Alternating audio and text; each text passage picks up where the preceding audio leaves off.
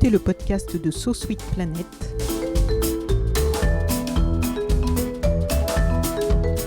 Je suis Anne Greff et je vous propose des rencontres autour des thèmes des droits humains, de la culture et de l'environnement. Je suis dans les locaux de la Basoche, un lieu assez particulier, original et par certains côtés avant-gardiste à Tours, en Indre-et-Loire. C'est une pension de famille et je vais rencontrer et discuter avec quelques-unes des personnes qui font vivre ce lieu et qui vivent dans ce lieu. Pour commencer, je vais poser quelques questions à Delphine Picard. Bonjour Delphine. Bonjour. Et si tu veux bien, je vais te laisser te présenter. Donc, je suis Delphine Picard, je suis la directrice du secteur pension de famille de Solia Centre-Val de Loire, donc, qui est une association régionale spécialisée dans le logement et l'accompagnement dans et vers le logement. Donc nous gérons 4 pensions de famille, donc 2 sur la ville de Tours, une sur Fondette dans l'agglomération de Tours et une à Châteauroux. Et on accompagne également le développement de nouvelles pensions de famille sur la région et sur le territoire national. D'accord. Alors pour les auditrices et auditeurs qui nous écoutent, pour nos amis aussi à l'étranger, puisque le podcast est pas mal écouté à l'étranger, donc quelquefois il faut resituer un petit peu le contexte. Voilà. Donc nous sommes à Tours, c'est le centre de la France. C'est ça. Pas le centre du monde, on non, pourrait mais au moins de la croire, France, ouais. Au moins de la France. Et donc, comme on va parler de pension de famille, même si on ne va pas rester sur l'appellation, on va plus parler des choses concrètes après, est-ce que tu peux nous expliquer déjà qu'est-ce que c'est une pension de famille ? Alors je vais essayer de le faire très rapidement, parce qu'il ne va pas être simple. La pension de famille, c'est un dispositif qui est relativement récent, qui date de fin 2002. L'idée étant de proposer un lieu de vie pérenne pour des gens initialement qui avaient des parcours de rue, mais aussi des gens qui étaient en difficulté de par des problématiques psychiques, psychiatriques, des problématiques financières, des problématiques d'addiction, enfin voilà, tout plein de problématiques différentes qui ont besoin d'un lieu où à la fois ils peuvent être autonomes dans un logement, mais avec une vie semi-collective qui est porteuse et créatrice de liens sociaux. Et on peut résumer la pension de famille en vivre chez soi, mais pas tout seul. D'accord. Quelques mots peut-être sur Solia. Tu as dit le nom en te présentant. C'est un peu particulier. Je crois qu'il y a un axe un peu militant, engagé. Alors, Solia, donc, ce qui veut dire solidaire pour l'habitat, c'est le nom depuis 2015 de l'association Pacte, qui a été créée à la sortie de la guerre pour réhabiliter des logements de personnes, et notamment des personnes âgées qui se retrouvaient sans domicile suite au bombardement et au conflit. Et initialement, Pacte voulait dire propagande d'action contre le taudis. Donc effectivement, on est sur une association historiquement militante. Et depuis 2015, donc, le Pacte a fusionné avec Habitat et Développement, et donc pour former Solia, qui est aujourd'hui le premier acteur associatif du logement. En France. En France, oui. Donc Solia est présent dans tous les départements français de métropole et d'outre-mer. Et aujourd'hui, les grands piliers de travail de Solia, donc on est sur de l'amélioration de l'habitat, autant auprès des particuliers que des collectivités, la lutte contre l'habitat indigne, la sortie d'insalubrité et l'accompagnement dans et par le logement de personnes en difficulté. C'est privé, c'est associatif. Alors c'est une association régie par la loi 1901. La particularité de Solia Centre-Val de Loire, c'est que nous on est implanté au niveau régional et pas au niveau départemental. Et donc on est présent sur l'Indre, l'Indre-et-Loire, le Cher et le Loiret. Et quel est le lien, puisque ce podcast donc est lié au podcast précédent, à l'interview de Christophe Robert de la Fondation Abbé Pierre, et je sais qu'il y a beaucoup de liens, donc est-ce que tu peux nous expliquer quel est votre lien ? Oui, alors on a des liens sur beaucoup d'actions avec la Fondation Abbé Pierre. Donc effectivement, la Fondation Abbé Pierre soutient financièrement les sorties d'insalubrité, les chantiers, les projets qu'on peut mener pour loger des personnes défavorisées.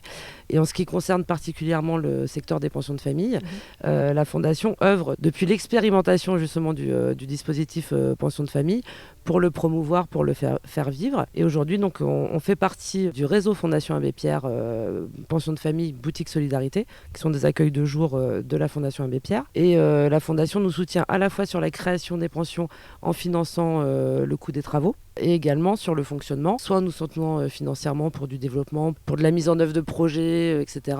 Mais soutient également les équipes professionnelles en instaurant des temps d'analyse de la pratique pour les professionnels. Et la Fondation agit également comme tête de réseau pour nous accompagner dans des réflexions plus larges sur nos pratiques, sur ce que sont les pensions de famille, ce qu'elles doivent être, devraient être. Et la Fondation anime également des temps forts, qui sont des temps de rassemblement, soit autour du sport, soit autour de la culture, soit autour aujourd'hui de l'alimentation. Donc des grands temps forts, des grandes manifestations qui rassemblent les pensions de famille et les boutiques solidarité du réseau national de la Fondation Abbé Pierre. Quand tu dis 2002, début des pensions de famille, mais avant, il y avait des choses similaires qui portaient un autre nom ou il n'y avait rien de similaire? Alors, il devait exister des choses de manière très ponctuelle et en tout cas peu diffusée. Donc avant la circulaire du 10 décembre 2002, donc, qui a donné le cadre légal aux pensions de famille, Xavier Emmanuelli avait créé donc, en 1995 le SAMU social et a lancé en 1997 une expérimentation pour développer des lieux de vie pérennes de manière à mettre à l'abri dans un temps long des gens qui étaient à la rue. Effectivement, le SAMU social permettait de sortir des gens de la rue pour 1 nuit, 2 nuits, 3 nuits, mais il manquait des lieux où les gens pouvaient vraiment se poser et s'installer. Et donc voilà, il y a eu une grande phase d'expérimentation pendant 5 ans sur le territoire qui a donné lieu donc, à la création des pensions de famille. Donc on appelait maison relais quand le texte de loi est sorti et très vite le terme pension de famille a été mis en avant parce que le mot relais sous-entend quelque chose de limité dans le temps, donc ce qui est complètement contraire au texte fondateur, et que la pension de famille se rapporte quand même beaucoup plus à ce qui se vit dans ces lieux où finalement on est sur des lieux à taille humaine et des lieux où on reproduit une vie familiale et une vie en tout cas conviviale et à échelle humaine.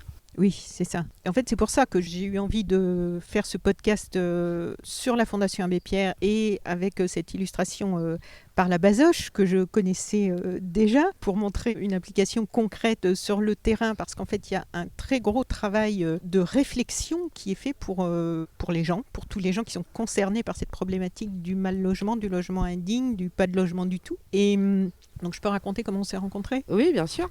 Voilà. Et en fait, en 2016, fin 2016, à Tours, j'ai suivi donc pendant 4 mois pour un documentaire sur la fermeture d'un foyer d'urgence qui avait été décrété de façon très violente, un 24 décembre pour une exécution le 26 décembre. Donc et par SMS. Voilà, avec 36 personnes hébergées qui devaient donc se retrouver dehors. Il faisait moins 4 degrés.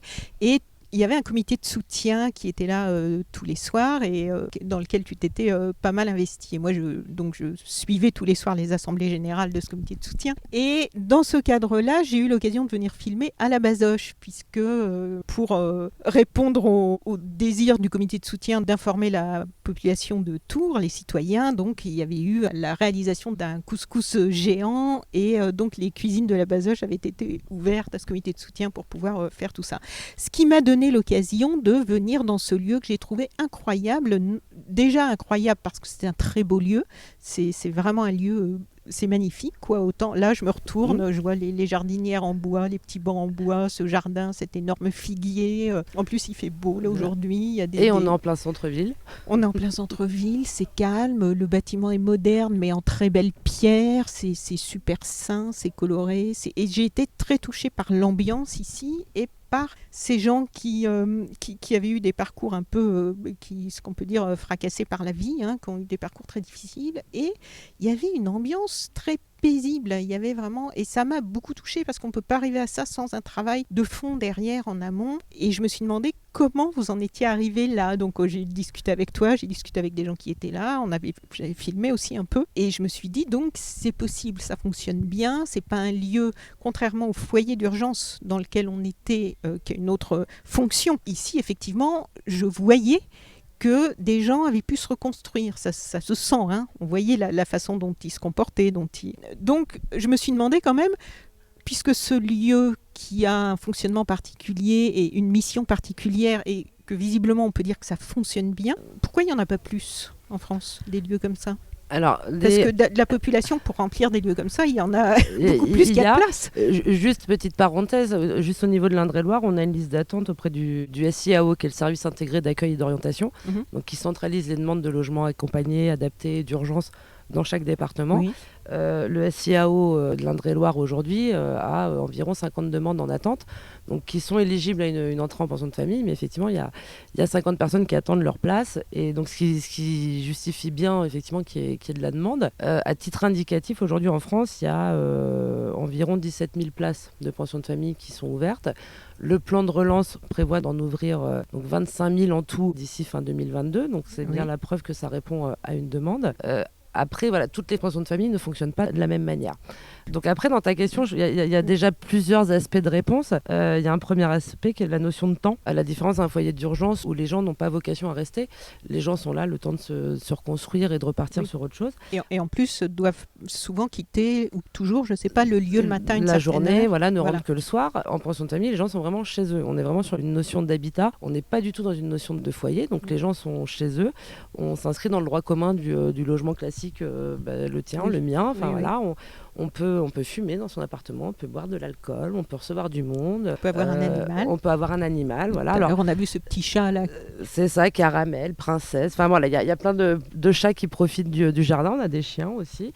Alors ça peut paraître anecdotique de dire, de rappeler ces droits-là, mais effectivement, dans pas mal de pensions de famille, ça n'existe pas. L'alcool est interdit.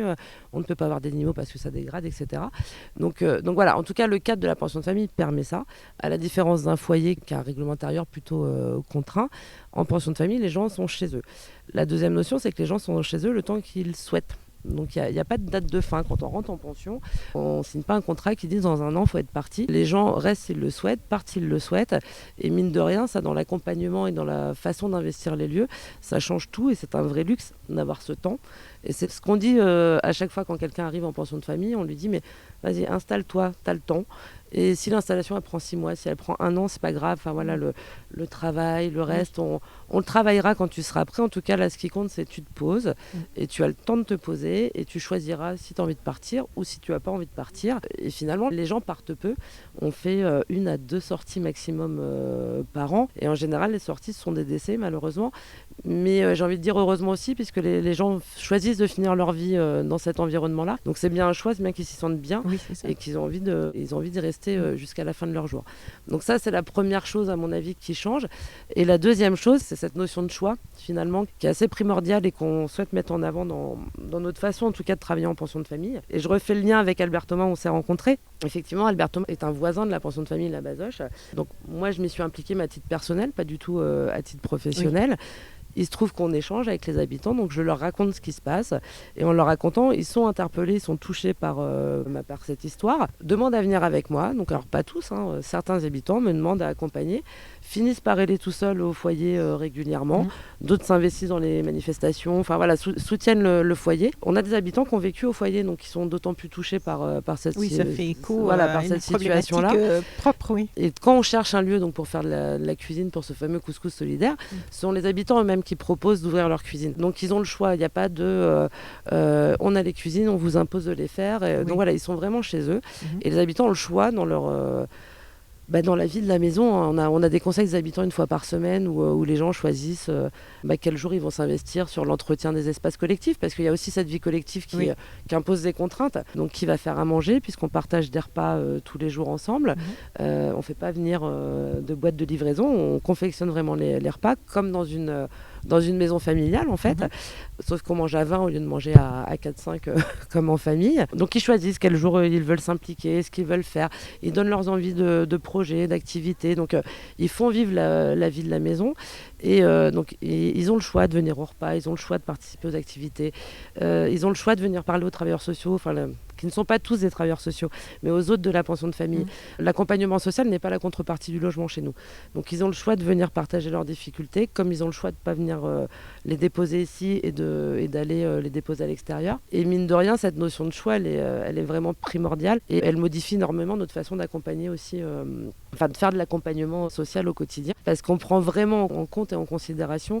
Parce que prendre en compte, c'est assez facile, mais prendre en considération, c'est aussi une autre façon de percevoir l'autre. Et que dans cette pension, on est sur des rapports d'égalité, en fait, qu'on soit travailleur social, qu'on soit directrice, qu'on soit habitant, qu'on soit bénévole, qu'on soit stagiaire. La parole de tout le monde est prise en considération et il y a une notion d'égalité dans nos rapports qui, à mon sens, en tout cas, modifie pas mal ce qui se passe et la vie dans la pension. Et ça, c'est très concret, c'est pas juste des mots, parce que j'ai pu l'observer. Et toi, tu es à la tête donc, de ce réseau de pensions de famille sur la région. Ça couvre... il y a combien de personnes, en fait, qui sont incluses dans ce réseau sur nos 4 pensions, aujourd'hui, ça représente 79 logements, pour être très exact, donc 79 habitants, puisque dans nos projets, on n'accueille pas de couple, nous, on accueille des personnes seules, isolées, ce qui n'empêche pas que les personnes se mettent en couple, mais en tout cas, chaque personne a son logement. Et c'est une équipe de 10 personnes qui est chargée en tout cas de faire vivre ces 4 pensions de famille. Quelques mots du fonctionnement financier peut-être. Alors, le fonctionnement financier, donc on peut décliner en 3 parties finalement le fonctionnement financier des pensions de famille. Donc une première partie qui est dédiée à l'accompagnement social.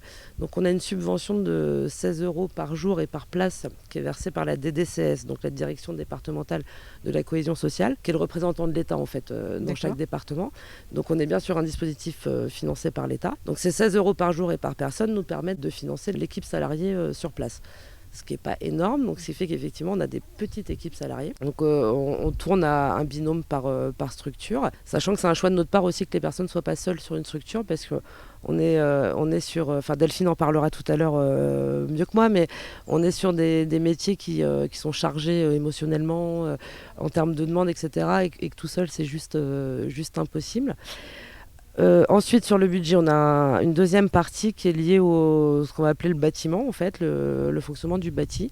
Donc tout ce qui est le loyer que nous on verse aux propriétaires ou les crédits qu'on va rembourser si on est nous-mêmes propriétaires, qui permet le paiement de l'électricité, de l'eau, enfin voilà, toutes les charges liées au bâti. Et ces charges-là donc, sont couvertes par la redevance mensuelle qui est facturée aux habitants. Donc à titre indicatif, on est à 450 € par mois pour un T1 prime, donc un grand studio on va dire. Et ces 450 € par mois couvrent tout, donc le loyer, l'eau, l'électricité, la taxe d'ordures ménagères, etc. Et les habitants sont rendus solvables par le biais d'une aide pour le logement qui est versée par la CAF. Donc cette partie-là nous permet nous de faire fonctionner le bâti. Et après on a une troisième partie du budget, ce qu'on va appeler les prestations annexes, qui est un supplément mensuel qu'on facture aux habitants et qui permet de mettre en place donc, des activités mensuelles, de prendre en charge les repas qu'on partage chaque jour et qui est chez nous entre 25 et 70 € en fonction du fonctionnement des pensions de famille. Et la subvention, elle évolue tous les ans ? Non.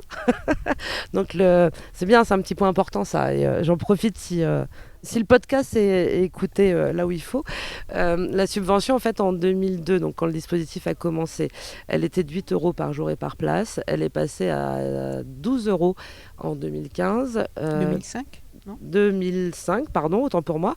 Et en 2008, donc à 16 €. Et depuis 2008, la subvention n'a pas évolué, alors que le coût de la vie a évolué, que le coût des salariés. Enfin, si on veut avoir des salariés compétents et efficaces, ça demande aussi de pouvoir les valoriser financièrement et en tout cas de valoriser leur ancienneté dans le poste. Et avec une subvention qui n'évolue pas, c'est un peu compliqué aussi.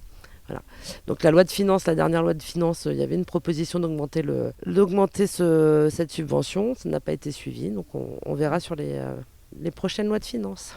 Alors dans ce réseau, il est question de pension de famille, mais on parle aussi plus largement des questions de logement indigne, de précarité énergétique, de soutien aux aidants. C'est très vaste en fait. Est-ce que tu peux nous expliquer un petit peu les différentes branches de l'arbre ? Alors, donc Solia Centre-Val de Loire, effectivement, est une association avec... on a tendance à l'appeler la galaxie, avec plusieurs planètes. Donc il y a cette planète pension de famille. On a au sein de Solia Centre-Val de Loire donc, un établissement qui s'appelle Zigan Habitat, donc, qui est spécialisé dans les questions de logement et d'accueil des gens du voyage, à la fois de la gestion d'aires d'accueil classiques, mais aussi de la réflexion et de la création de logements adaptés pour les gens du voyage qui souhaitent se sédentariser. Le Zigan Habitat accompagne aussi des collectivités qui sont dans ces logiques de réflexion-là, gère les grands passages par exemple pendant l'été. Donc voilà, on est vraiment sur la question de logement, mais auprès du public, des voyageurs. On a une autre structure associée donc, qui est AGVI. Donc AGVI est aussi sur la question de logement, mais plus à destination des personnes âgées. Donc avec pas mal de dispositifs également qui vont de l'accueil de jour. Donc on a des animatrices qui vont chercher les personnes âgées à leur domicile, qui les amènent sur un lieu bien souvent qui est prêté par une municipalité, avec des animatrices qui animent la journée, préparent un repas, les personnes âgées partagent leur repas ensemble. Les animatrices ramènent ensuite les personnes âgées à leur domicile, et donc ces accueils de jour permettent de rompre l'isolement et de maintenir les personnes âgées à leur domicile quand c'est leur choix. AGVI gère aussi donc, ce qu'on appelle des relais sépia, qui sont des sortes de maisons de retraite, mais avec une logique de retour à domicile à un moment donné. Donc qui sont destinées soit à des personnes âgées qui ont fait une chute à leur domicile, qui ne peuvent pas retourner tout de suite chez elles et qui ont besoin d'être en meilleure forme avant, ou pour des personnes âgées qui sont accompagnées par leur famille au quotidien, et les familles ont besoin par moment aussi de pouvoir souffler, tout en s'assurant que leur papa, leur maman soient pris en charge correctement. Et puis AGVI développe aussi des dispositifs un peu innovants de prise en charge des personnes personnes âgées. Il y a un projet qui est en train de se monter sur Fondette là, en ce moment, avec un qui est lieu donc une ville proche de Tours. Qui est une ville de l'agglomération, pardon, qui est un projet qui va mêler à la fois de la maison de retraite, de l'EHPAD, donc pour les personnes âgées dépendantes, une maison pour les personnes qui ont Alzheimer, un dispositif pour des personnes qui à la fois n'ont pas l'âge ou ne souhaitent pas aller en maison de retraite, mais qui en même temps ont besoin de soutien. Donc voilà, un dispositif plutôt pas mal. On a d'autres branches après, donc tous les Solia donc on a des établissements territoriaux Solia qui eux sont vraiment sur la notion de bâti et de construction auprès de particuliers et de collectivités et d'accompagnement à la rénovation pour lutter contre la précarité énergétique, pour sortir de l'habitat indigne. Et on a une autre structure associée qui est également la FICOSIL, donc la filiale immobilière commune aux organismes sociaux d'Indre-et-Loire, qui est un dispositif assez unique en France, puisqu'il associe à la fois des bailleurs sociaux, des associations de solidarité et des associations sociales, et des structures financières, donc la Caisse des dépôts et de consignation, la Caisse d'épargne notamment, et que tous ces acteurs donc, se sont associés au sein de la FICOSIL, dont Solia est associé majoritaire à 85% environ. Et donc la FICOSIL est un outil du département pour répondre à la question des personnes, du logement des personnes défavorisées. Donc effectivement, on a un panel très large de réponses au logement et au mal logement et à l'accompagnement dans le logement. Et donc il y a des passerelles aussi qui se font entre ces dispositifs quand il y a besoin. Toi, est-ce que tu es arrivé là un peu par hasard ou est-ce que tu as choisi ce domaine professionnel précis dans lequel tu es tellement impliqué maintenant? Alors, je vais dire que j'ai choisi puisque je défends le choix et le droit de choisir. Donc je vais dire que j'ai choisi. Alors j'ai choisi le domaine du social pour travailler. Ça, c'était effectivement un vrai choix qui n'était pas mon choix initial puisque je me destinais plutôt à des études dans le scientifique, à des métiers dans le scientifique, jusqu'à ce que le social me paraisse une évidence au regard d'activités bénévoles que je pouvais avoir, d'où une reconversion professionnelle. Donc c'est un vrai choix de travailler dans le domaine social. Pour autant, le domaine du logement est ma première expérience, la Bazoche, c'est ma première expérience dans le domaine du logement comme ça. Oui. Et donc aujourd'hui, ça fait 12 ans et ça me paraît juste une évidence. Et pour moi, le logement est juste l'outil indispensable pour pouvoir travailler avec les gens. Et je refais le lien avec la politique actuelle du gouvernement, qui est la politique du logement d'abord, où il faut qu'on arrête de réfléchir en se disant que le logement va être le Saint Graal, une fois qu'on aura franchi toutes les étapes, qu'on aura prouvé qu'on peut être bien dans un foyer, puis dans un centre d'hébergement, puis ceci, puis cela. C'est plutôt réfléchir à l'inverse en se disant le logement est le préalable pour pouvoir travailler sur le soin, pour pouvoir travailler sur la relation sociale, pour pouvoir travailler sur l'insertion professionnelle, etc. Et donc c'est notre façon aussi de penser en disant le logement est un outil finalement comme le travailleur social, mais un outil indispensable pour que les gens puissent se construire ou se reconstruire. Alors, la Bazoche, c'est un lieu un peu à part, quand même, dans tout cet univers. Et c'est ce qui m'a donné envie d'en parler. Votre fonctionnement sort un peu des cadres traditionnels. Il est motivé depuis le début par le désir d'impulser l'émancipation de ses habitants. Et pour cela, vous faites un travail de fond, donc un travail assez audacieux parfois, qui n'est pas dans l'exécution de règles préétabli, mais c'est quelque chose de très vivant, avec de l'observation, du questionnement, de la remise en question, de la participation des habitants eux-mêmes et pas mal d'initiatives et de créativité, on va en reparler aussi. Et c'est ce qui fait votre identité particulière. J'aimerais bien qu'on en parle un peu maintenant, si tu veux bien. Déjà, est-ce que tu peux nous parler de comment vous concevez ici l'émancipation qui te tient particulièrement à cœur, je crois? Oui, alors derrière émancipation, je mets aussi plein d'autres termes. Alors, on parle beaucoup d'empowerment aujourd'hui, c'est le mot un peu à la mode. Moi, je préfère parler fourre-tout aussi. C'est ça. Moi, je préfère parler de capacité parce que je l'aime bien. Je trouve qu'il sonne bien aux oreilles dans l'idée que les gens sont capables et que c'est comment on les accompagne à prendre conscience qu'ils sont capables et à prendre conscience pour eux, mais aussi à donner conscience aux autres. Et on parle aussi beaucoup de pouvoir d'agir. Voilà. Enfin, c'est plus que tout ça, c'est le pouvoir d'agir, le pouvoir de choisir. Et pour en arriver à ça, effectivement, il faut qu'on travaille la confiance individuelle des personnes. Et il faut aussi qu'on travaille la posture des gens qui sont en face et qu'on ne soit pas que dans une posture qui dit la loi dans le travail social impose qu'on mette en place la participation des personnes. Il faut en être convaincu. Dans notre équipe, on est convaincu de ça et effectivement les habitants nous accompagnent dans énormément de prises de décision. Donc je parlais déjà du Conseil des habitants qui est quand même l'instance décisionnelle de la vie des pensions et tous les habitants sont là chaque semaine Alors en fonction des lieux, soit c'est un hôte qui l'anime, soit c'est un habitant qui l'anime, soit c'est 2 habitants qui prennent des notes. Et là, ça se décide entre habitants au sein des pensions, donc il n'y a pas de modèle non plus copier-coller en fonction des pensions. Et après, c'est effectivement quand on monte des projets, les habitants sont avec nous, donc on les investit dans les projets, mais investir, c'est pas juste leur en parler, c'est aussi demander leur avis et écouter leur avis. Tu parlais d'une place à table tout à l'heure, une place à table qui est un festival qu'on a développé avec la Fondation Abbé Pierre pour la première fois en 2016. Donc le comité de pilotage qui s'appelait le Croque-Pile. Pour ce festival qui dénonçait la précarité alimentaire et souhaitait lutter contre le gaspillage alimentaire et souhaitait aussi valoriser une alimentation de bonne qualité pour tous. Dans ce comité de pilotage, on a des habitants qui étaient avec nous et qui nous ont accompagnés tout au long des réunions. Là, à 90%, les réunions dans lesquelles on va, les habitants nous accompagnent.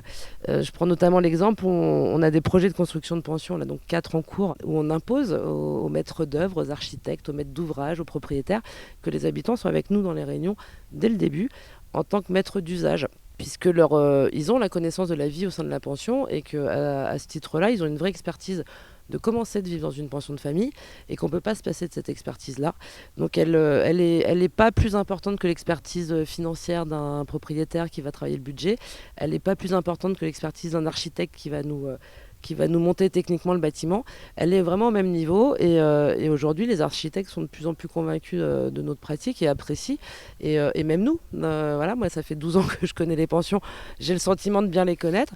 Encore aujourd'hui je suis bluffée de changements de plan que nous demandent les habitants parce que je prends l'exemple très bête, jusqu'à présent on construisait les buanderies collectives au rez-de-chaussée à l'entrée des espaces communs et les habitants m'ont dit mais pas du tout, on en a marre en fait de descendre avec notre linge sale, on en a marre de redescendre avec notre linge propre. C'est pas super intime. Nous, on aimerait que les buanderies soient aux étages. Donc aujourd'hui, on monte tous nos projets avec des buanderies dans l'étage. Si on n'avait pas eu le regard d'experts des habitants, jamais on aurait pensé à ça. Oui. Et là, c'est un exemple comme un autre. Je pense à l'implantation des cuisines, où ils nous demandent systématiquement maintenant des cuisines ouvertes. Et encore une fois, ce que demandent les habitants aujourd'hui, ce ne sera peut-être pas ce que demanderont les habitants demain.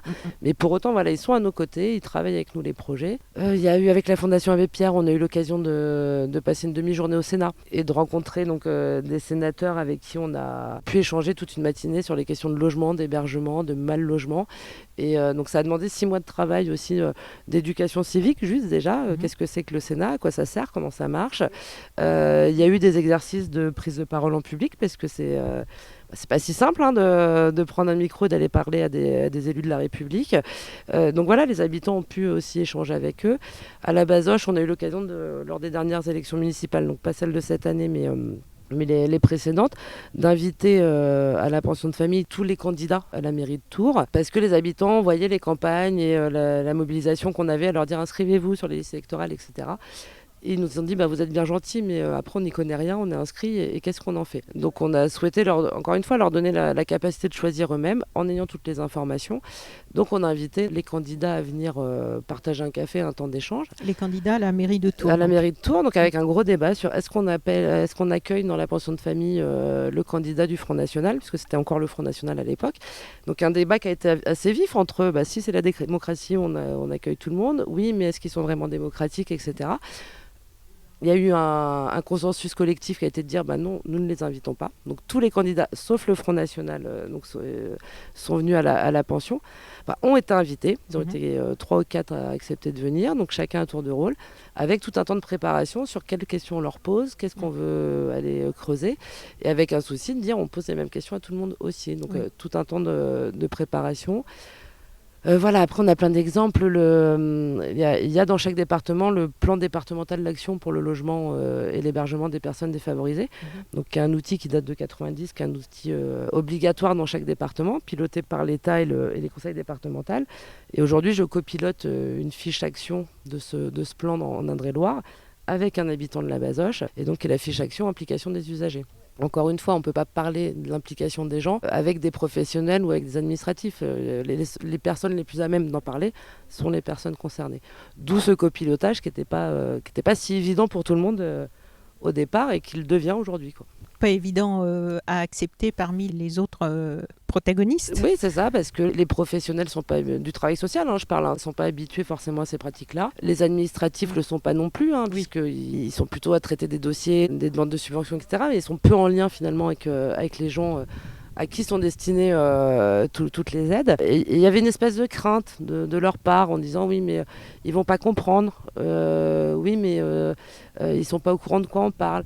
Oui, mais ils ont des problèmes, donc ça va être compliqué de discuter avec eux, etc., etc. Enfin voilà, toutes les représentations qu'on peut avoir, et moi aussi, j'en ai aussi sur certaines personnes. Mais voilà, il y avait toutes ces représentations d'un regard très hygiéniste, paternaliste, moralisateur sur les pauvres petits, ils savent pas, donc on va leur épargner ça. Et finalement, petit à petit, parce que les interventions des habitants sont sensées, sont intéressantes, sont complètement adaptées. Sont utiles. Sont utiles, surtout. Et finalement, les travailleurs sociaux, les bailleurs, les administratifs, etc., se disent mais en fait, c'est super parce que le regard qui nous apporte, c'est un regard qu'on n'a jamais eu. Et on sort de l'entre-soi. Nous aussi de têtes pensantes en fait, et soi-disant pensantes, et que du coup on n'avait jamais vu ces sujets-là et ces problématiques-là sous cet angle, et ça change vraiment vraiment tout. Et ce que je disais tout à l'heure, on sort de l'obligation légale puisque la loi 2002 du travail social, de la rénovation de l'action sociale dit la personne accompagnée est au centre du dispositif et doit participer. Mais il suffit pas de l'écrire, il faut aussi le mettre en pratique, et c'est pas toujours simple parce qu'il y a un travailleurs sociaux qui vont m'entendre, vont me haïr à dire ça, mais on a aussi une façon de surprotéger les gens qu'on accompagne en se disant oui mais il va pas y arriver, le pauvre, faut prendre soin de lui, etc. Et que finalement on maintient les gens dans une espèce de situation compliquée et difficile, et on pense même pas que ça peut bien marcher. On est plutôt à voir le côté négatif en disant il va pas y arriver, ça va être compliqué, plutôt que se dire on essaye, et s'il y arrive, super, et s'il y arrive pas, on sera là encore pour accompagner, pour refaire, pour analyser ce qui n'a pas marché. Ça demande de soi-même arrêter de projeter ses propres limites. Tout à fait. Sur ces personnes-là, dans lesquelles du coup on les limite vraiment. C'est complètement ça. Puis ça demande d'accepter que les personnes ne pensent pas comme nous. Ça demande d'accepter que les gens ont envie de prendre des risques aussi, comme nous on peut prendre dans notre vie. Et après, effectivement, pour que les gens arrivent à nous dire moi je veux ça et je veux prendre ce risque-là, ça demande aussi tout un travail d'accompagnement au préalable, de prise de confiance, de réaffirmation de soi, d'estime de soi. Si on parle d'équité et d'égalité, dans notre fonctionnement même, nous on est sur de l'équité, pas de l'égalité. Aujourd'hui, notre fonctionnement implique quand les gens rentrent en pension de famille, ils savent qu'ils doivent participer à la vie collective. Si on était sur de l'égalité, tout le monde devrait faire 2 heures de ménage, 2 heures de repas, etc. Aujourd'hui, on a des gens qui ont des difficultés à marcher, des gens qui ont mal au bras, tout plein de difficultés. On est sur de l'équité. Effectivement, toi, tu peux pas rester debout et tu vas écouter les haricots verts pendant 1 heure, et tu fais ça pendant que les autres vont faire l'étoile d'araignée en hauteur. Et elle est là, l'équité, c'est que on arrête de voir les gens par leurs difficultés aussi, c'est qu'on les voit par leurs compétences et leurs capacités, et on met en avant ces capacités-là et ces compétences-là, plutôt que de les enfermer sous un couvercle d'incapacité et de difficulté, quoi. Alors, ensuite, j'ai plusieurs questions qui vont rebondir, si tu veux bien, sur des citations que j'ai extraites d'un des documents que tu m'as passé hier, qui est ton document. Oui, alors c'est un article qui a été écrit dans le cadre d'une formation professionnelle d'ingénierie sociale. Donc c'est un devoir noté que j'ai dû réaliser en début d'année. Donc comme je vais le citer plusieurs fois parce que je l'ai trouvé vraiment passionnant, j'aimerais bien d'ailleurs que tu le mettes en ligne et qu'il soit accessible à tous. Je réfléchirai à sa publication. Que je ne sois pas seule privilégiée à en avoir connaissance, d'autant plus que ce qui est intéressant, c'est qu'il y a pas mal de citations qui sont à la fois des témoignages que tu cites d'habitants de la Bazoche, de pension de famille, et aussi des citations d'intellectuels et d'auteurs de livres qui ont longuement réfléchi. Et donc voilà, c'est là, il ne faut pas que je me plante et que je ne passe pas pour une usurpatrice. Sur le sujet. Non, mais tu vas voir, ça ne va pas te demander. Alors, par exemple, la première chose, c'est juste un témoignage d'une personne qui s'appelle Annie. Elle parle de s'engager pour le groupe qui lui fait confiance dans le cadre de la structure, de la pension de famille. Elle dit « Ici, on t'encourage, ça fait du bien au moral, ça motive à aller mieux. Les autres voient plus ce que tu sais faire que tes difficultés. » Et ensuite, tu cites donc le sociologue Raymond Leray qui défend cette approche de l'intervention sociale qui consiste à cesser de maintenir les personnes dans leur carence ou leur manque.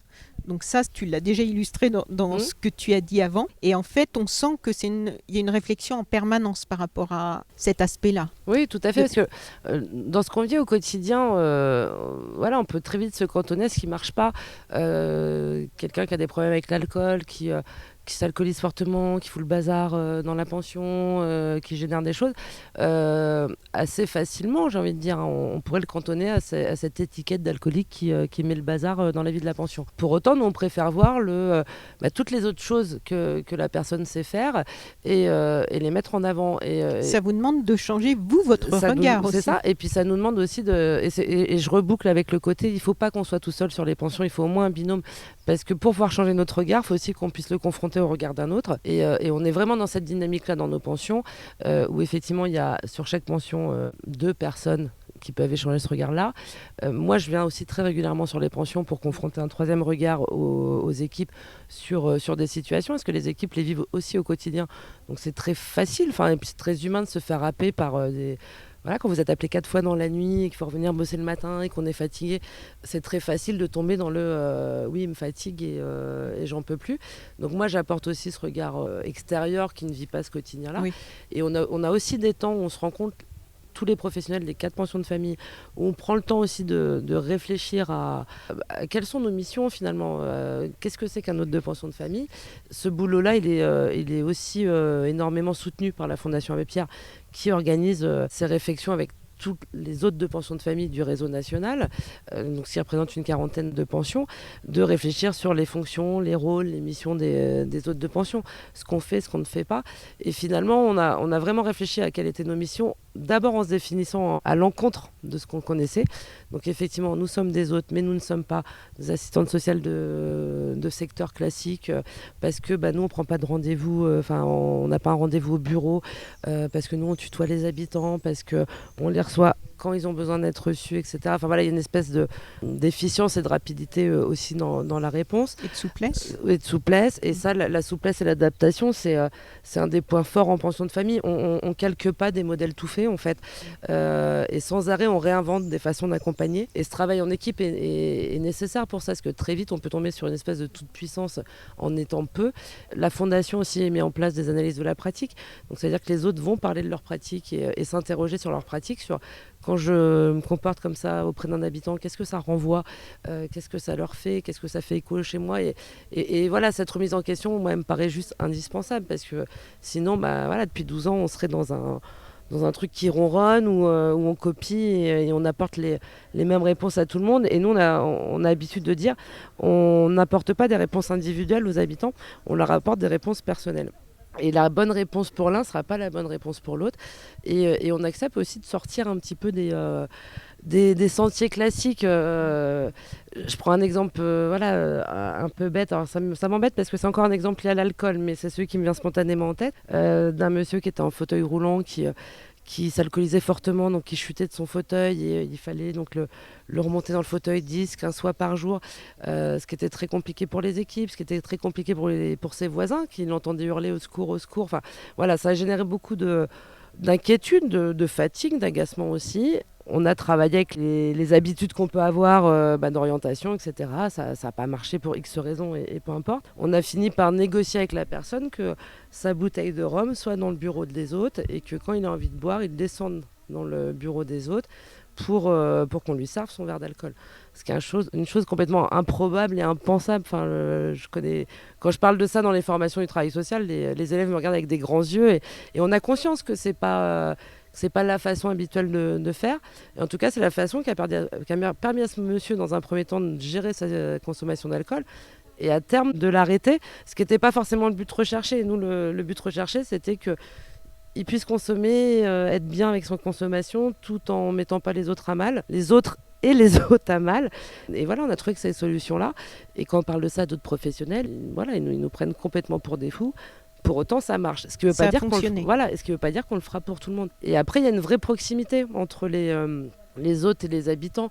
On parle beaucoup de la bonne distance en travail social. Nous, on préfère parler de la juste proximité, parce qu'on a des vraies relations de proximité avec les habitants. On se tutoie, on passe on passe minimum 7 heures avec eux par jour, quoi. Donc plus qu'avec nos amis, nos propres familles.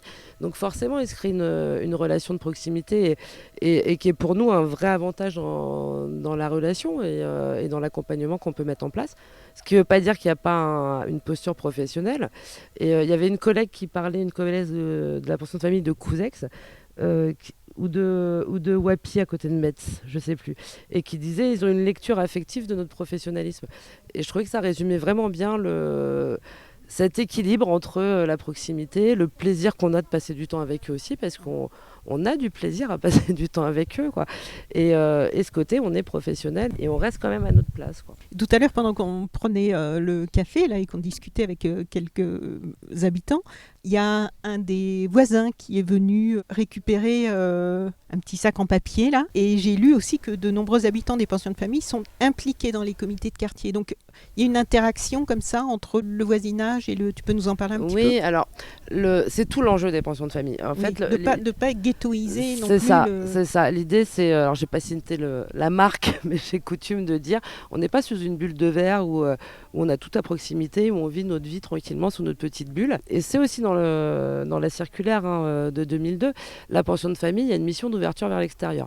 L'idée aussi que les habitants prennent ou reprennent une place dans la cité, mais au sens large, pas juste citoyens parce qu'ils vont voter, quoi. Vraiment qu'ils reprennent la place dans la cité. On a toujours eu, nous, dans nos façons de travailler, d'être à la rencontre des gens du quartier et que les habitants soient vraiment des habitants du quartier avant même d'être des habitants de pension de famille. Je ne sais pas si tu as vu, sur aucune de nos pensions, il y a de plaques à l'extérieur qui dit Fondation Abbé Pierre, pension de famille, etc. On est sur du bâtiment complètement banalisé et c'est une vraie volonté de notre part qui fait qu'aujourd'hui, les habitants du quartier, alors ils savent qu'on n'est pas un bâtiment classique, parce qu'ils viennent, ils rencontrent, etc. Mais les habitants de la pension sont complètement intégrés dans le quartier. Et les fameux petits sacs en papier, donc c'est la Bazoche sert de lieu de dépôt de paniers bio des jardins de contrat, donc qui sont des jardins d'insertion qui produisent des légumes. Et une fois par semaine, les habitants du quartier, du coup, viennent à la pension de famille et les habitants de la pension de famille donc leur remettent leur panier. Et tout ça, c'est encore un prétexte à la rencontre. Voilà, vous avez le temps de rester un petit peu, on prend un café, on papote et finalement il se crée des liens de voisinage classiques comme n'importe qui. Et effectivement, les habitants qui le souhaitent, encore une fois, vont participer au comité de quartier. Le monsieur qui est venu tout à l'heure parlait d'une zone de gratuité qui est organisée dans le quartier 1 à 2 fois par an, où chacun vient, dépose ce qu'il a envie de déposer, et les gens viennent, prennent, échangent s'ils veulent ou s'ils veulent pas. Les habitants, certains en tout cas de la pension, s'impliquent dans cette organisation-là. D'autres vont au cinéma à côté régulièrement, ils ont toutes leurs habitudes, ils ont leurs habitudes avec les commerçants, mais vraiment comme n'importe quelle pension, quoi. Et on a des voisins qui viennent des fois juste pour boire un café et passer un moment, parce que les voisins sont aussi sortis de leur représentation. Et sur la Bazoche, ça a été compliqué quand on s'est implanté, hein. Les voisins se demandaient ce qu'on allait leur mettre là dans ce quartier, qui est un des quartiers les plus riches, pour pas dire le plus riche de Tours. Donc il y a eu plein d'inquiétudes sur mais vous nous ramenez j'ai entendu dire que c'était des sortants de prison, que c'était des drogués, que c'était ceci, que c'était cela. Donc voilà, tout le fantasme qu'on peut avoir sur la personne un peu différente. Donc il faut déconstruire les clichés. Voilà, et aujourd'hui je me dis qu'on a gagné, parce que passé cette inquiétude-là, les habitants du quartier se sont aussi rendus compte que ouais, ok, ils ont peut-être eu un parcours de rue, ouais, ok, il y a peut-être des difficultés psy, ouais, ok, il y a peut-être une petite problématique alcool ou une grosse problématique alcool. Pour autant, ils sont pas que ça. Et on aime bien venir à la Bazoche pour jouer au tarot, on aime bien venir à la Bazoche manger un gâteau parce qu'ils font super bien le gâteau. On aime bien venir parce que les gens sont super gentils, qu'on est super bien accueillis. Oui. Et du coup, le regard des voisins, lui aussi, a changé. Et finalement, c'est la société qui change par ce biais-là. Et ceci dit, le regard, il change aussi dans l'autre sens. Les habitants aussi le regard sur, ça va, les bobos de gauche, les gens riches, tout ça. Les bourges. Voilà, les bourgeois, ils en ont rien à faire de nous, ça les intéresse pas, machin. Et finalement, ils se rendent compte que ce sont aussi des gens comme tout le monde et qui peuvent avoir des centres d'intérêt qui sont les mêmes que les leurs, quoi. Donc déconstruction des clichés dans les deux sens. Très bien. Tu dis aussi, le terme accompagner tire son origine du latin Cumpagnere. Cum et panis. Ouais. Partager le pain. Les repas pris en commun dans les pensions de famille Solia CVL, Centre Val de Loire, renvoient donc bien aux origines de l'accompagnement. Le pain est finalement apprendre au sens de nourriture, autant matérielle que spirituelle et affective. Son partage, et ça que je trouve intéressant de noter, son partage initie un cercle vertueux, à la fois alimentaire et social. Les hôtes effectuent auprès des habitants un accompagnement de proximité basé sur l'écoute, la bienveillance, tu nous en as déjà parlé, et qui s'appuie sur les théories du care de Carol Gilligan. Et tu cites cette attitude faite de sollicitude et d'attention à autrui qui permet de percevoir les responsabilités qu'on a à son égard et d'y répondre de manière appropriée en tenant compte de la singularité de la situation. Et ce que je trouve intéressant, c'est qu'en fait, on entend beaucoup parler du care depuis quelques années dans différents domaines. Il y a eu beaucoup notamment féministes. Voilà, il y a eu beaucoup de personnalités qui en ont parlé. Mais quelquefois, on oublie un peu toutes les nuances et subtilités qui sont quand même dans ce concept. Enfin, en tout cas, pour que ça fonctionne et que ça ne soit pas juste de la bonne intention. Répondre de manière appropriée en tenant compte de la singularité de la situation. Ça, en fait, c'est un travail que vous faites vraiment chaque jour, à chaque heure, avec chaque personne. Oui, complètement. C'est ce que je parlais. Enfin, c'est ce que je mettais derrière adaptation tout à l'heure. Alors moi, je parle des théories du care et pas du care, oui, parce qu'il y a vraiment un éventail très très large quand on parle de care, qui va effectivement de la lutte féministe jusqu'à la politique et le soin en milieu médical, le prendre soin, voilà, vraiment dans plein de domaines. Et ces théories qui ressortent beaucoup suite au confinement Covid qu'on a vécu.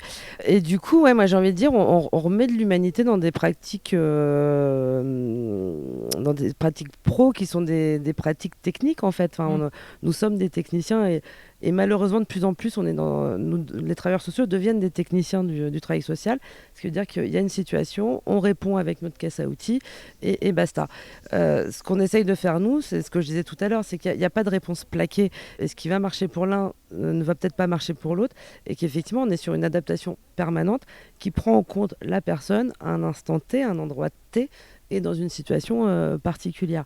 Quelqu'un qui va ce qu'on dit communément péter un plomb, parce que ça arrive dans un contexte de perte d'un proche, de moments difficiles à vivre dans sa vie, etc. On va adapter notre réponse à cette situation particulière par rapport à un qui pète un plomb parce qu'il a envie de péter un plomb, quoi. Et voilà, c'est comment en fait on connaît suffisamment bien aussi les habitants pour vivre avec eux au quotidien, pour pouvoir lire cette particularité aussi du moment et cette particularité de leur réponse, et pour pouvoir adapter la réponse. Et en même temps, la réponse, on la co-construit avec eux aussi. On va les questionner. La co-construction, oui, c'est un mot qui revient souvent aussi. Ouais, complètement. Puis je prends juste un exemple, un habitant, et c'est drôle, c'était il y a 2-3 jours, un habitant sur une autre pension qui était très mal, donc qui s'est alcoolisé, qui a été plus ou moins violent avec un autre habitant. Et donc on a repris avec lui dès le lendemain. Et dès le lendemain, il dit mais il faut me sanctionner. Effectivement, j'ai pas fait ce qu'il fallait faire. Je n'aurais pas dû réagir comme ça. Donc je veux une sanction. Et ok, quelle sanction te paraît adaptée, machin. Alors ils sont bien souvent plus dur que nous dans la réponse à apporter. Mais voilà, je trouve ça super intéressant aussi de pouvoir les questionner ça aussi. Là effectivement, tu as dépassé les limites pour qu'on vive bien tous ensemble. Pour autant, tu vas pas avoir un tampon à vie, je suis le gars qui a pété un plomb, quoi. Voilà. Et encore une fois, on n'est pas sur du règlement qui a été écrit par je ne sais qui, je ne sais quand, et qu'on applique bêtement. D'ailleurs, le règlement, à la Basoche, on en est à la 5e version depuis l'ouverture. Parce que ce règlement, on l'a construit quand on a ouvert. Il n'y avait pas encore d'habitants. Et puis, on ne connaissait pas trop ce que c'était que les pensions. Donc, on a fait un peu avec ce qu'on imaginait être, etc. Poser un premier cadre. Ouais, c'est ça. Et puis, ça nous paraissait important d'avoir un règlement. Et puis, aujourd'hui, on le fait évoluer avec les habitants. Parce que pareil, un exemple très bête, là, avec la Fondation Abbé Pierre, on a lancé une grande phase d'évaluation interne des pensions de famille, avec des critères d'évaluation qui ont été co-construits, encore une fois, à la fois avec les professionnels, à la fois avec les habitants, à la fois avec les directions, avec les administrateurs, avec la Fondation. Et donc voilà, ça nous a permis aussi, nous, de re-questionner nos projets sociaux et nos règlements de fonctionnement. Et les habitants nous disaient, dans le règlement, c'est écrit les choses strictement interdites, l'introduction d'armes, la violence, machin, etc. Et je dis, oui, ok, qu'est-ce qui interroge ? En fait, de l'écrire, ça sous-entend que c'est déjà arrivé. En fait, ça nous fait peur qu'on arrive. Ah ouais, j'avais jamais pensé ça. Et en fait, à la réflexion, en discutant avec eux, on se dit, finalement, c'est interdit par la loi, donc pourquoi on a besoin de le réécrire dans notre règlement? Bon voilà, c'est des choses qui vont partir, quoi. Enfin, et c'est vachement intéressant, finalement, de remettre en place ce fonctionnement avec eux. Je reparle encore d'alcool, on va croire que c'est ma lubie, mais... depuis le début, on a fait le choix de protéger les espaces communs de l'alcool. Donc l'alcool, autant dans les logements, les gens font ce qu'ils veulent. Dans les espaces communs, on a fait le choix qu'il n'y ait pas d'alcool parce qu'on avait des gens, quand on a ouvert, qui avaient des problématiques avec l'alcool et qui avaient besoin d'espaces où l'alcool n'avait pas lieu d'être, en fait. Et puis voilà, aujourd'hui, on est en train de réfléchir autrement parce que on est allé à des festivals avec les habitants, on a bu l'apéro avec des habitants à l'extérieur de la pension et que finalement ça pose pas de problème et que ça devient un autre support qui permet aussi de parler de la consommation d'alcool avec eux, etc. Et aujourd'hui, on est en train de discuter sur est-ce que finalement il y a de l'alcool ou pas d'alcool dans les pensions. Et il y a une pension qui nous a dit non, nous on n'en veut pas parce que ça va être compliqué à gérer. Une autre qui dit bah oui, pourquoi pas. Dans les prochaines qu'on va ouvrir, c'est des questions qu'on va aborder. Et encore une fois, il n'y a pas de réponse toute faite. On construit la réponse avec les gens qui vivent dans la pension. Et puis cette réponse qui est valable en 2020, elle sera peut-être plus valable en 2021, peut-être plus valable en 2022. Mais ça demande aussi... et là, ça demande une remise en cause institutionnelle, j'ai envie de dire. Et je pense que c'est un des gros problèmes en France aujourd'hui, c'est qu'il y a le poids des institutions. C'est comment les institutions elles-mêmes se remettent en cause. Nous, on a su dire, voilà, notre règlement, il y a 12 ans, il est plus du tout adapté, il est nul. Réécrivons-le. Toutes les institutions ne sont pas en capacité de le faire non plus, quoi. Oui, et le réécrire en tenant compte ou en prenant en considération vraiment l'avis des personnes concernées, pas en appliquant de l'extérieur. Ça se voit aussi beaucoup en France en entreprise ou lors des restructurations. Je l'ai vécu plusieurs fois. On voit des personnes qui débarquent pour faire des restructurations qui ne mettent pas du tout les pieds sur le terrain, c'est-à-dire dans les services, dans les couloirs, dans les bureaux pour aller voir comment les gens vivent et qui imposent du haut des choses qui sont ensuite très très mal vécues. Une recette toute faite, quoi. Et nous, on part plutôt du principe de dire si on comprend le règlement, on va le respecter. Et pour le comprendre, autant l'écrire. Et là, depuis l'année dernière, on est en train de réécrire aussi tous nos documents un peu officiels en méthode facile à lire et à comprendre. Et notamment par le biais de cette méthode, on a écrit tout un... C'est assez drôle, donc je parlais du PDLHPD tout à l'heure, donc du plan départemental d'action pour le logement et l'hébergement des personnes défavorisées. Et avec les gens qui participent à ce groupe, donc des habitants de pension, mais aussi d'autres structures du social, on a réécrit une plaquette de qu'est-ce que c'est que ce plan, à quoi il sert, comment ça fonctionne. Et on l'a écrit en méthode facile à lire et à comprendre, qui est une méthode à la fois avec des polices de caractère particulières, une formulation des mots, etc. Donc on a sorti, cette plaquette a été imprimée par le conseil départemental. Et ce qui est très drôle, en fait, c'est que ce document qui est à destination plutôt des personnes concernées, accompagnées, peu importe comment on les appelle, finalement, c'est travailleurs sociaux qui se saisissent de ce document-là en disant mais en fait on n'avait pas complètement compris à quoi ça servait. Et c'est génial parce que du coup on réécrit des choses avec les personnes qui sont normalement destinataires de ça et finalement ça sert aux gens qui sont censés le maîtriser, quoi. Donc, voilà. Et dans le même sens là avec ce groupe-là, l'idée c'est d'aller réécrire par exemple tous les courriers de prévention de lutte des expulsions, qui aujourd'hui sont des courriers très normés, très formatés, qui font super peur parce qu'on met plein de textes de loi, etc. Et que bien souvent les gens ne se saisissent pas de l'aide qui est proposée dans ce courrier, parce que le courrier fait tellement peur qu'on entend juste je vais être mis à la porte. On le réécrit avec les habitants et à terme l'idée c'est que quand on reçoit ce courrier-là, on le comprend tout de suite et du coup on va appeler les services pour pouvoir, parce qu'on va comprendre que c'est de l'aide qui est apportée. Et pas juste de la menace. C'est ça. D'accord. Tu dis dans ce document aussi, le travail des hôtes des pensions de famille de Solia CVL s'inspire fortement de l'éducation populaire qui développe des méthodes d'apprentissage fondées sur l'échange et l'autonomie et repose sur une implication militante. Ouais. Alors, quelle est la part de tout ça ici ? Alors, ça va être compliqué de mettre des parts. Finalement, ce que je voulais dire par là, c'est qu'on n'est pas dans quelque chose d'innovant et d'ultra fabuleux, etc. On remet au goût du jour des façons de faire qui existent depuis 60 ans. Enfin, Palo Frère, qui est le père de l'éducation populaire. Je ne sais plus en quelle année il a écrit son premier livre. Mais on parle de choses qui ont eu lieu il y a 50, il y a 60 ans et qui ont été un petit peu oubliées. Et effectivement, l'éducation populaire, c'est ce qu'on dit depuis tout à l'heure, c'est on prend les capacités des gens plutôt que de voir les difficultés. Et on est sur quelque chose qui est de l'ordre de la démocratie, en tout cas de la participation de tous. Et oui, il y a un côté militant parce qu'il faut faire entendre aussi cette façon de faire. Et aujourd'hui, oui, on a le sentiment de militer, d'essayer d'ouvrir nos partenaires, mais aussi nos collègues au sein de l'association, à cette façon différente de faire et pas cette nouvelle. Je ne veux pas dire cette nouvelle parce que réellement, il y a en tout cas une autre façon de faire qui mette vraiment en avant les potentiels des personnes. Et oui, c'est du travail militant d'aller faire comprendre ça, quoi, et d'amener les gens à faire ça. Et après, ça fait écho aussi avec l'origine de l'association. Après, militant, ça ne veut pas dire prendre une pancarte, aller occuper un foyer d'urgence qui va fermer. Ça ne veut pas dire aller faire des actions coup de poing. Ça veut dire aussi être convaincu par une façon de faire, par des choses, et d'aller les porter. Et le militantisme, on le porte notamment dans les formations de futurs travailleurs sociaux où on intervient. Et quand on intervient d'ailleurs systématiquement avec des habitants. Parce que eux aussi, ils peuvent parler de ce que c'est qu'une pension de famille. Eux aussi, ils sont à même de parler de qu'est-ce qu'on attend d'un travailleur social quand il vient nous accompagner. Donc si ce n'est pas les personnes concernées qui viennent en parler, je ne sais pas qui vient en parler. Et ça, c'est quelque chose de militant. De dire, ok, moi je veux bien intervenir dans votre formation, par contre, je viens avec un habitant. Et puis du coup, il va être défrayé aussi cet habitant-là. Parce que moi, j'ai sur mon temps de travail, je suis payée pour le faire. Lui, il vient sur son temps personnel.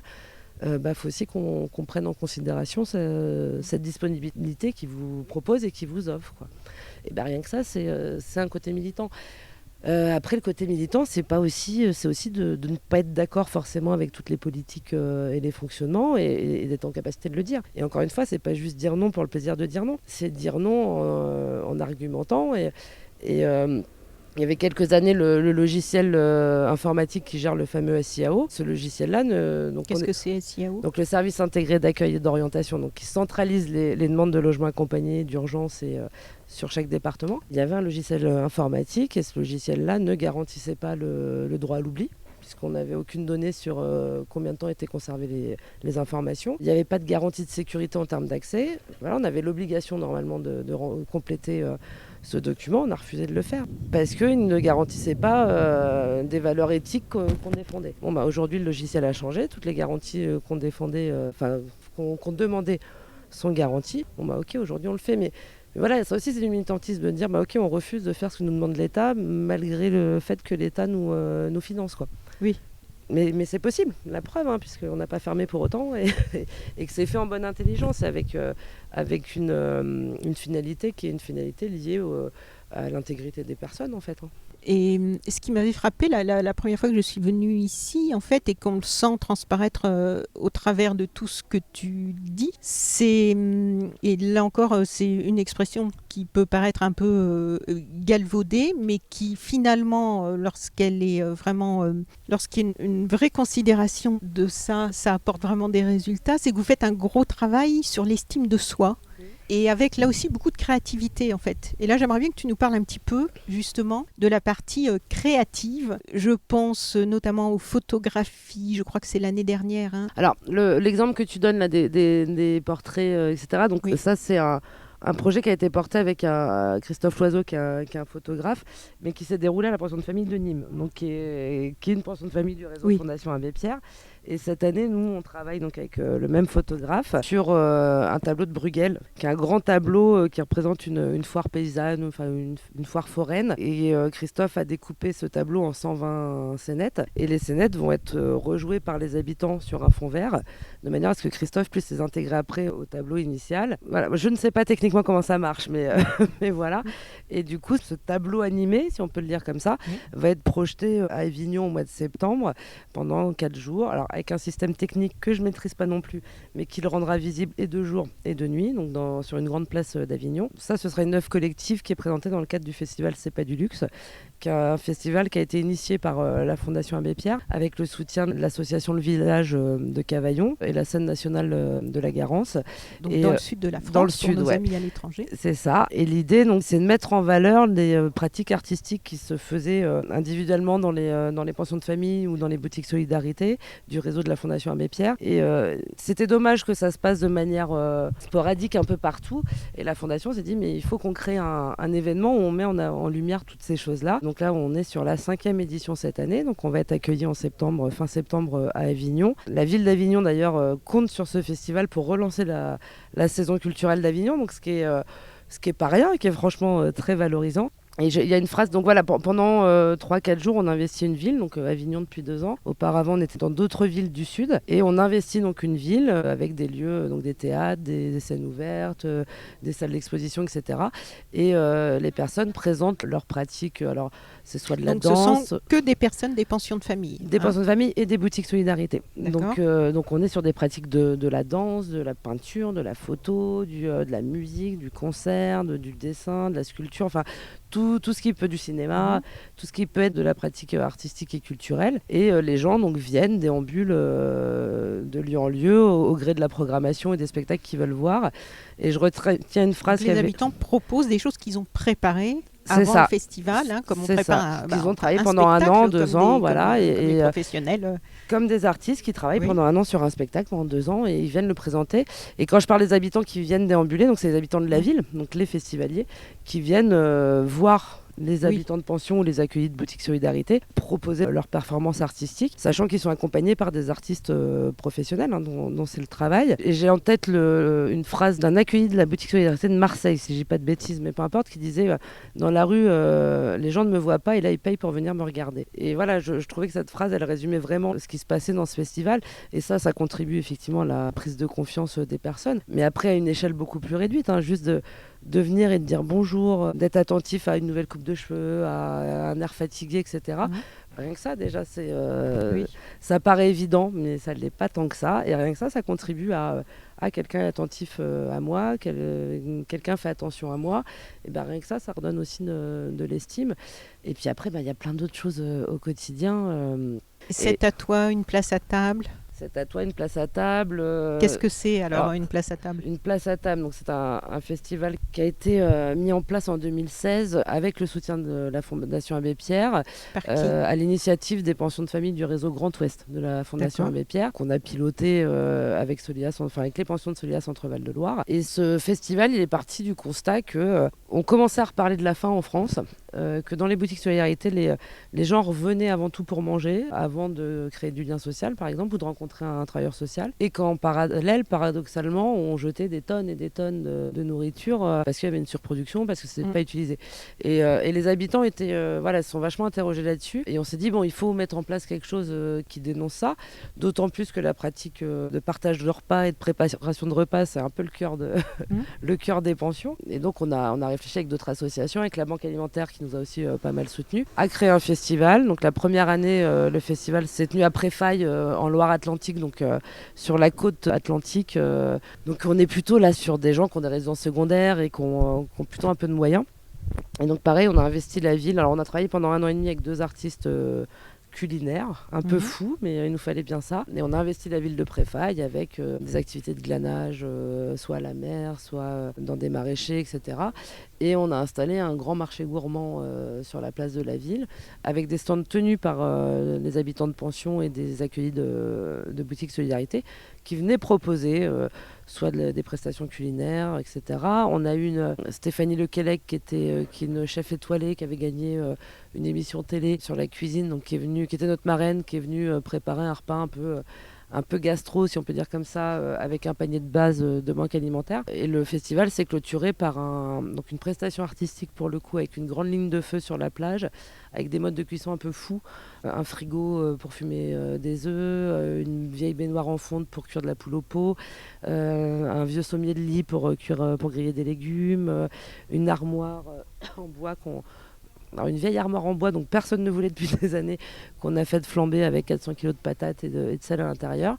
Et tout ça pour préparer un banquet, donc une table de 400 personnes, où étaient invités à manger donc les habitants de Préfaille. Et là, on a inversé aussi les rôles, c'était les sans-droits, les sans-toits. 400 personnes, c'était où alors ? À Préfaille, sur une grande ligne sur la place, dans toute une allée de la ville. Et l'idée, donc on était sur les sans droit, sans toit, sans papier, sans argent, enfin voilà, qui invitent à leur table les gens plutôt nantis de la population. Et ça a été lieu aussi à plein d'échanges, à plein de voilà. Et on a reproduit donc une édition régionale à Tours il y a 2 ans. Là, cette édition-là, on était plutôt dans une logique d'interpellation un peu plus politique, avec des visites débats qui ont été organisées, et un grand débat qui a clôturé donc les 2-3 jours, qui a été diffusé sur une radio locale de Tours. L'idée étant d'interpeller, de proposer des solutions et de prendre des engagements du coup pour changer les choses au quotidien dans nos structures, et puis à terme interpeller. Et il y a des choses qui ont changé. Hein, et du coup, il y a eu aussi une grosse interrogation sur la violence du don. Quand on reçoit, quand on est celui qui reçoit, c'est aussi super violent. Et donc voilà, tout ce que ça peut renvoyer, encore une fois, de ne pas choisir. Et c'est des choses qui ont été modifiées. On bosse beaucoup avec la Banque alimentaire, qui est fort partenaire des pensions de famille. Aujourd'hui, les habitants s'autorisent à dire à la Banque alimentaire, on ne veut pas de tomates au mois de décembre. Parce qu'on sait que ces tomates-là, elles sont pas de saison, elles sont cultivées je ne sais où sous des serres. Déjà d'une, elles sont pas bonnes. Deux, elles ont un bilan carbone catastrophique. Donc on ne veut pas. Et la Banque alimentaire entend et fait remonter aussi. Donc on espère qu'à terme, il n'y ait plus de tomates qui soient cultivées ou qui soient exportées de je ne sais où. Et puis vraiment, on y a intégré quelque chose de philosophique, c'est peut-être un peu fort, mais vraiment de réflexion, quoi. Quand on va à une banque alimentaire, on ne choisit pas ce qu'on prend. Alors, certaines banques alimentaires fonctionnent différemment, mais en gros, on arrive, on prend le colis, on n'a pas le choix. Et, alors, en Touraine, on a beaucoup de champignons parce qu'on a une champignonnière qui donne beaucoup à la banque alimentaire. Quand on a des champignons toutes les semaines, on en a marre. Et en même temps, ouais, mais si on les prend pas, on n'aura rien. Enfin voilà, il y a toutes ces questions-là. Et voilà, ça va vraiment questionner sur qu'est-ce qui se passe, qu'est-ce qui joue quand on donne et quand on reçoit. Et au-delà de ça, les habitants ont questionné le côté pourquoi c'est à nous de prendre en charge la lutte contre le gaspillage, puisqu'on arrive en bout de chaîne, parce que les magasins produisent trop, donc vont gaspiller. Donc donnent aux banques alimentaires pour pas gaspiller. Les banques alimentaires nous redonnent. Et finalement, c'est nous qui devons assumer à 20, 22, 25 personnes dans les pensions de ne pas gâcher les 300 yaourts qu'on a reçus et qui doivent être finis dans 2 jours, quoi. Et donc c'est à eux d'inventer des réseaux, c'est à eux de cuisiner, etc. Et il y avait ce questionnement-là aussi. Enfin, c'est pas juste finalement, parce qu'on est en précarité, c'est à nous d'assumer de ne pas gaspiller là où toutes les strates au-dessus... alors je ne vais pas dire ne se pose pas la question, parce que sûrement qu'elle se la pose, mais du coup, leur réponse, c'est de nous le rebasculer, quoi. Et voilà. Qu'est-ce que tu souhaites pour les années qui viennent par rapport à tous les sujets dont on vient de parler? Est-ce qu'il y a des axes qui sont prioritaires pour toi, que tu souhaiterais, enfin pour toi et ceux qui travaillent avec toi, que vous souhaitez voir évoluer, des choses qui seraient juste en cours en ce moment et qui... Alors je vais faire une réponse à la Miss France. Hein. Je souhaite que tout le monde aille bien, tout ça. Enfin, bon, oui, comme tous. Idéalement. Non, ce que je souhaite, c'est qu'on arrive à maintenir cette dynamique et ces remises en question, en tout cas permanentes. Et je me dis que tant qu'on questionnera notre façon de faire, tant qu'on sera capable de s'interroger et entre professionnels et avec les habitants, on arrivera à maintenir cette dynamique-là. Donc je souhaite vraiment qu'on puisse maintenir ça. Je le souhaite d'autant plus que là, on a 4 projets de pension de famille qui sont en cours. Donc en 2022, on va passer de 4 à 8, puis 10 pensions de famille. Et d'ailleurs, on y travaille déjà sur comment on maintient cette réactivité, cette convivialité, enfin tout ce qui fait aussi notre identité de pension. Et qu'on ne tombe pas dans un truc de grosse institution. Donc je me dis en même temps, si on se le questionne 2 ans après, c'est aussi ce qui va nous protéger par la suite. Qu'est-ce qu'on souhaite encore ? Qu'on arrive à véhiculer aussi ces façons de faire et qu'encore une fois, on sorte d'un travail social, hygiéniste, moralisateur, qui sait mieux que les autres ce qu'il faut, à quelque chose vraiment d'émancipateur et que les gens puissent être acteurs de leur vie avec la béquille qu'on peut leur apporter. Et puis à terme, voilà, moi ce que je souhaite, c'est qu'on n'ait plus besoin de nous finalement et qu'ils arrivent à faire vivre, que les habitants arrivent à faire vivre la pension entre eux et que nous on vienne boire un café de temps en temps et passer des bons moments avec eux. Mais ça se fait, hein, de plus en plus. Oui. La ville de Tours, là, donc on est mi-juillet, donc on est après une période très difficile qui était le confinement. On n'est encore pas sorti de toute cette époque Covid, là on n'en a pas parlé. Et on est après des élections qui ont été historiques à Tours, puisque on est passé... écolo. Voilà, avec une coalition de gauche et avec un maire écologiste, ce qui est assez révolutionnaire. Hein. Il y en a eu plusieurs en France. Je crois qu'hier ou avant-hier, plusieurs maires des villes qui sont devenus écologistes. Enfin, il y avait aussi Anne Hidalgo, donc de personnes impliquées, qui elle est impliquée au niveau international en tant que maire de capitale qui prennent des décisions fortes par rapport à l'environnement et à l'écologie. Est-ce que vous avez eu l'occasion de discuter déjà ? Est-ce qu'il y a des projets possibles ou est-ce que ça va par rapport à vous, vos activités, ouvrir je sais pas, alors, des nouvelles idées, des nouvelles... Peut-être, sûrement. Oui. Après, oui, on a discuté avec les habitants de ce nouveau maire. On a discuté avec... Ah oui. Avec les habitants, on a discuté d'Emmanuel Denis, qui est le nouveau maire, parce que ça fait partie des sujets de discussion qu'on a. Mais en tout cas, voilà, il y a une culture, en tout cas, au sein de nos pensions, on parle de politique, on parle de plein de choses. Enfin, voilà, on fait pas de prosélytisme, on n'impose rien comme façon de penser, mais en tout cas tous les sujets sont parlés, sont débattus. Donc oui, on a parlé de ce nouveau maire. On a parlé de l'écologie, etc. Après, là, à cet instant, de dire on a tel ou tel projet, pas encore, parce qu'on sort aussi du confinement, qui a été un moment un peu compliqué, que là, on enclenche la semaine du 10 au 14 août, on organise une semaine de rencontres régionales de sport solidaire qu'on organise avec les habitants donc, dans la ville du Blanc, dans l'Indre, en bord de Creuse. Donc, qui va être un peu l'événement de sortie de Covid, on va tous... se retrouver. Alors, on fera attention aux gestes protecteurs, aux distances physiques, il n'y a pas de souci, mais en tout cas, ça va être un moment où on va tous se retrouver et qu'on est en pleine préparation d'Avignon là, pour le mois de septembre.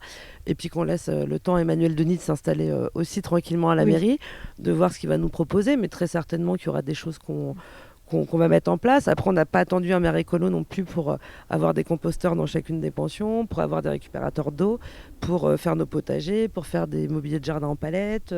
Voilà, on a déjà une pratique qui fait attention, mais à voir. Enfin voilà, on n'est pas contre en tout cas avoir ces projets-là, et je m'inquiète pas sur l'esprit d'initiative, les bonnes idées des équipes et des habitants, pour me dire qu'on saura saisir les opportunités si elles se présentent, quoi. Ok. Delphine Picard, un grand merci. Merci Anne. Pour toutes ces explications.